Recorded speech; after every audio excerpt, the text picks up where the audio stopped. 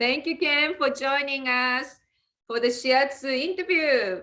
Ken, tell us how you started your Shiatsu journey and your healing journey. Well, my journey started when I was in a very bad situation. I had, my health was not good. I had a recent divorce, and I was, let's say, I was quite miserable. I'm sure some of you have had ups and downs in your lives, and this was a down period of my life. And I was really looking for help and support on my healing journey.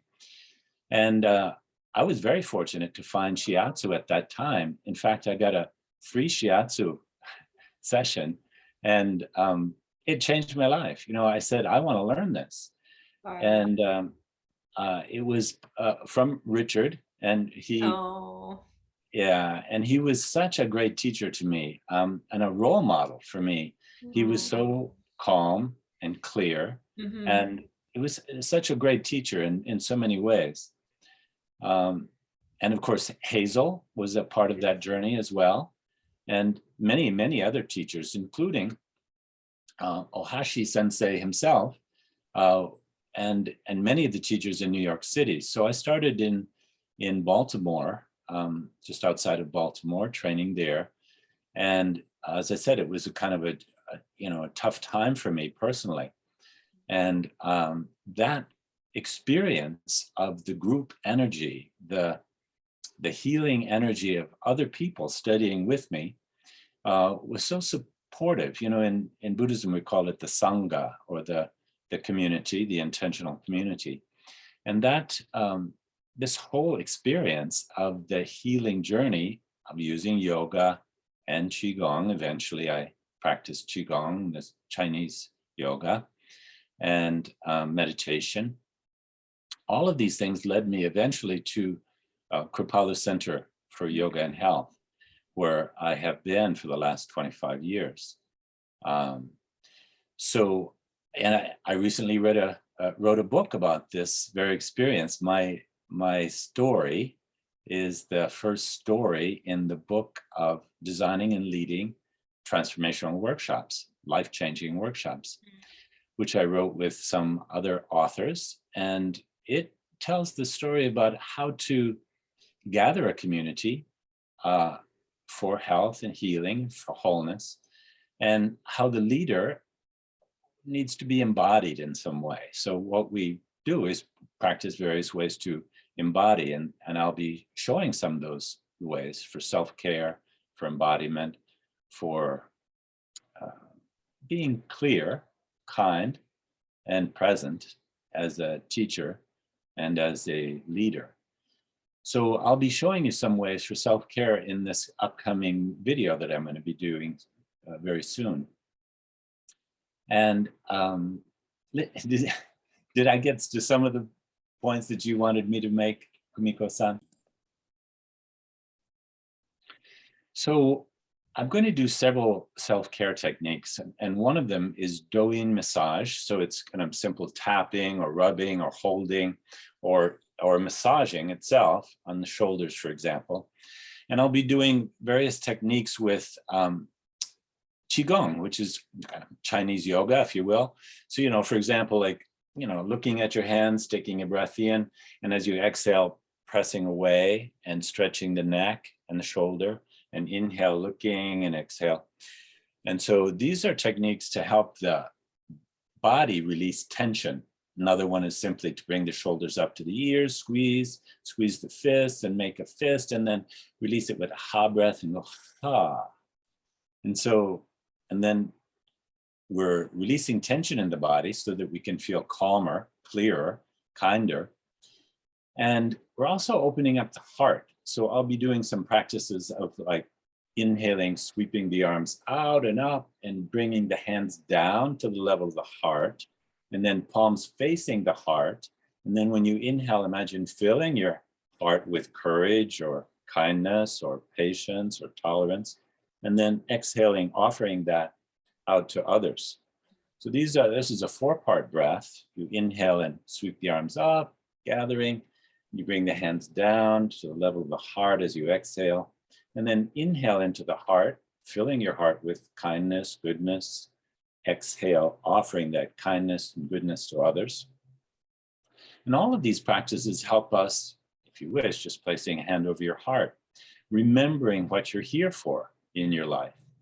And, my mission, my dharma, is to help others to heal, to grow, and to awaken to their true selves, to remember who they are. And this is as a teacher, this is why I offer my services, both in two ways, really. One is that I offer the mind-body practices of yoga, Tai Chi, Qigong, meditation, and Shiatsu. And on the other side, I help mind-body leaders or workshop leaders and teachers to use these practices or the principles of these practices in their workshops and trainings to touch people more, to inspire them and to motivate their health and happiness. Wonderful. That's great. Also, Ken, you have your book. Could you tell us about your book?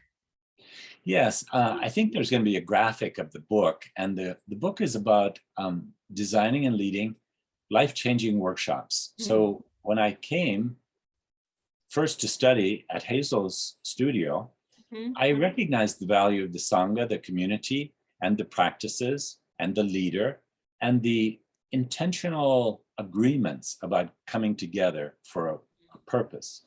And all of these create the conditions, I believe, for transformation in our own lives, and that we can use that transformation in our own lives to help others.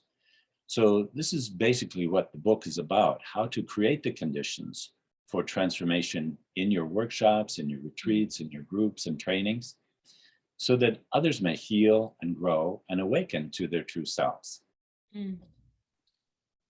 Also, Ken, do you teach couple therapy? I have used these practices for couples therapy in two ways. One is kind of from the mind down, the cognitive, using practices like conscious communication, how to make an observation and to state your feeling about that, and then perhaps a need, and maybe make requests to your partner. And in this way, you can get your needs met in a way that is, let's say, gives the possibility for more understanding between two people.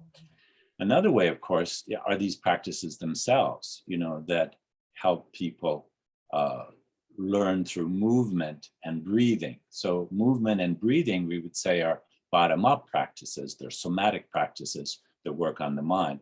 So things like touch, remember the time that you got together and what that felt like and how you became closer over the years. So these kinds of practices both use the top down, that is the memory, but also touch and breathing, breathe into your heart and remember that connection that you had.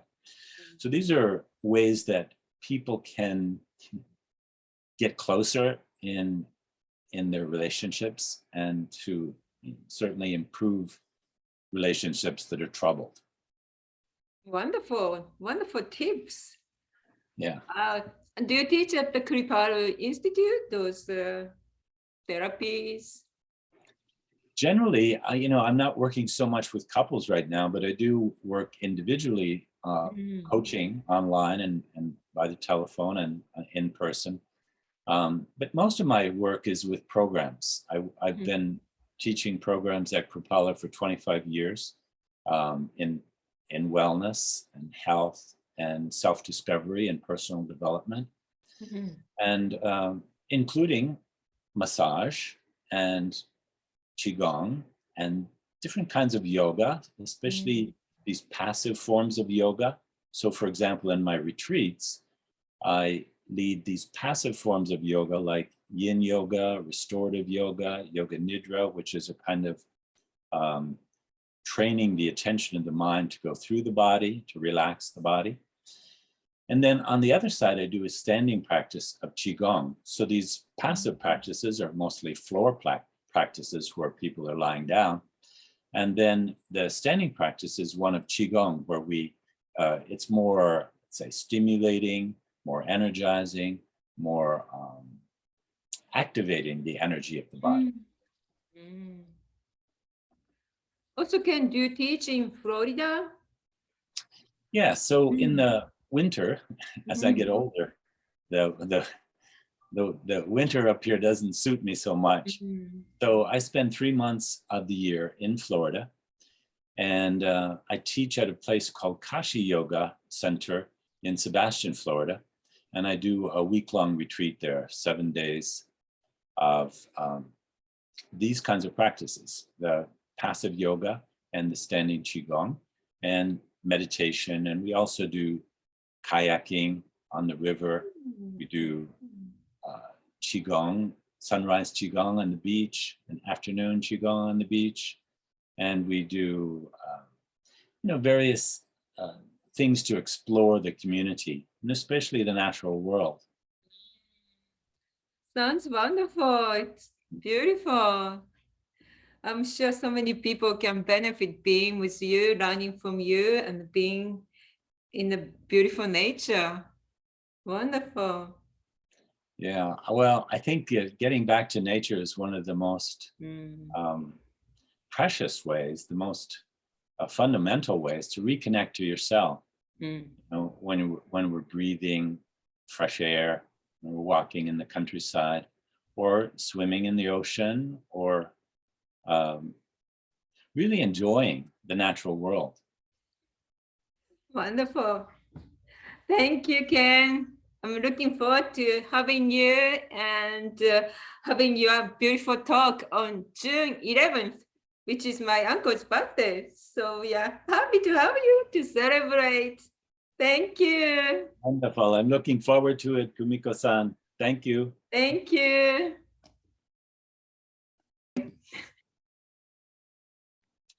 Well, thank you for the invitation, Kumiko-san and Five Light Center. I'm very glad to join this global Shiatsu community to share some self-care practices that I've learned over the last 25 years since I graduated from Ohashi Sensei's studio in New York City 25 years ago. And we'll be practicing self-care techniques from the yoga tradition, from pranayama, breathing practices, and from the Chinese Qigong tradition, as well as various kinds of meditations. So I'm looking forward to joining you on June 11th. Wonderful. Thank you. Thank you.